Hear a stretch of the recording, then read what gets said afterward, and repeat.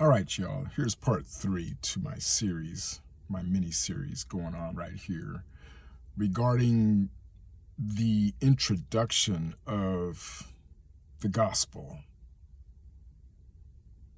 from the perspective of Genesis 1, 2, and 3. This has to do with Jesus' finished work on the cross. There are times where you'll hear me refer to Jesus as Yeshua, Y-E-S-H-U-A, Yeshua, the Hebrew name associated with the one we know to be the Messiah, the Christ. One of heaven's impossibilities that we must give our full attention to recognizing what it is and what it's not is the concept of death itself. See, when it comes to life, in order to understand what life really is, its opposite must also be experienced. And so because of the fact that death is impossible in the eternal realm, okay? Let's just look at that for a minute. In heaven, death does not exist. Scripture tells us we originated from the breath of God who is in heaven. And yet, while in physical form, this breath of God in a body of flesh is what consists of our soul nature. We are multidimensional in that aspect. And so, because of the fact that death does not occur where we came from, it can only be imagined.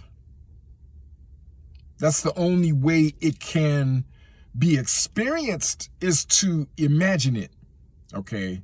And so the phenomena of illusions and what's this other effect I'm looking for? This has to do with believing a thing is real to the point where we experience what we're thinking, right? I'm talking about psychosomatic illness. When a person believes themselves to be so sick, and yet the doctors can find no physical cause for it. There's no virus present. There's no this or that and the other going on. It's all in your head. That's what psychosomatic illness is about. You're believing it so much so here to where you're feeling it in your body here. Psychosomaticism is also a spiritual phenomena, because you can believe a thing to be so real to where you experience the effects of it, even though it's not real. So we understand how that works. Doctors talk about it all the time, right?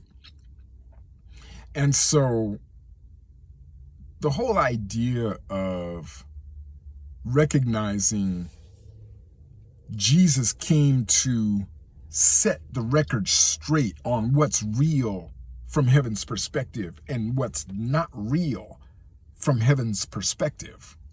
All right. So his finished work on the cross, let me just go ahead and just state the obvious. You know,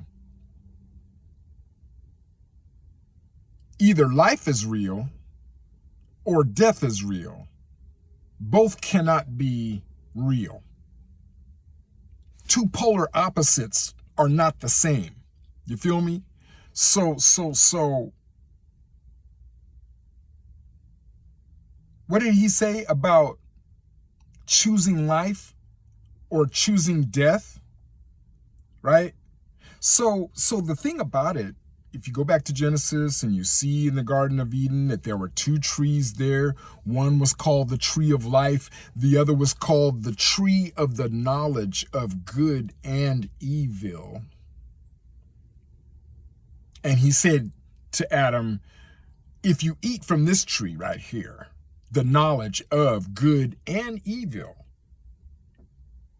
you will surely die.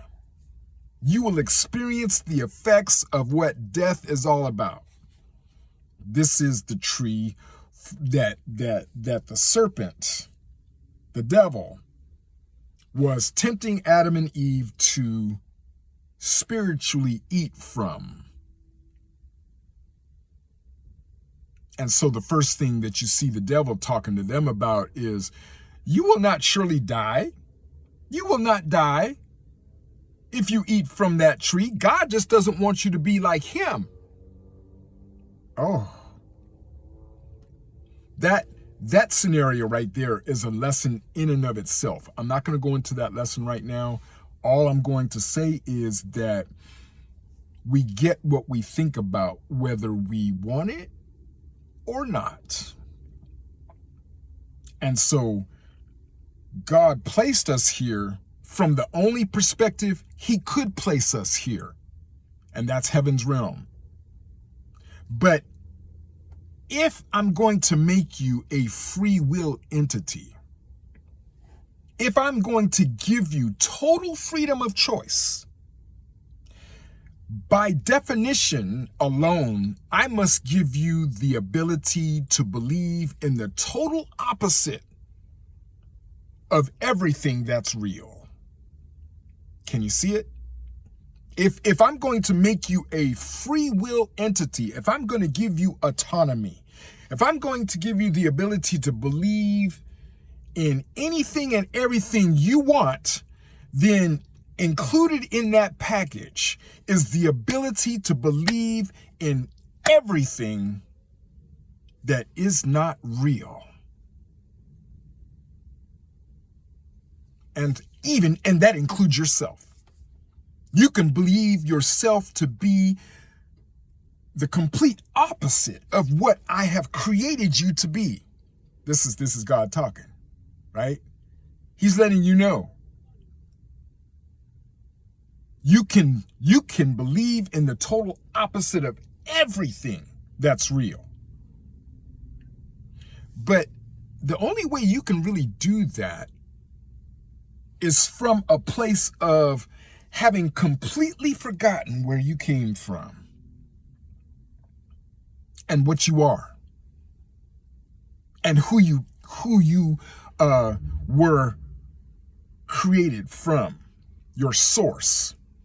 Abba, it means source. We refer to God our Father as Abba, Father, source. But when you come here in this physical dream, where you can believe in both good and evil and create those realities for yourself and manifest them,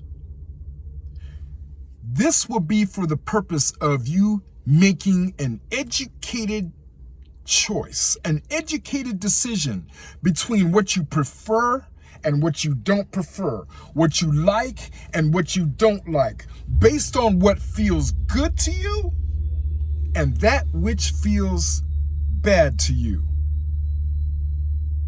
This is the purpose of having an emotional guidance system. And let me just break it down in the simplest terms possible. That which feels good to you, it's going to be in alignment with who and what you originally are, what you've created to always be, what you've been created to always be, which will never change. When you're in alignment with God and God in you, and you being a part of God and God being part of you, and we being a part of each other that way, all of that is going to feel good to you. David J. Dill, I am host of the Soul Side Talk Show. Come back and see me now.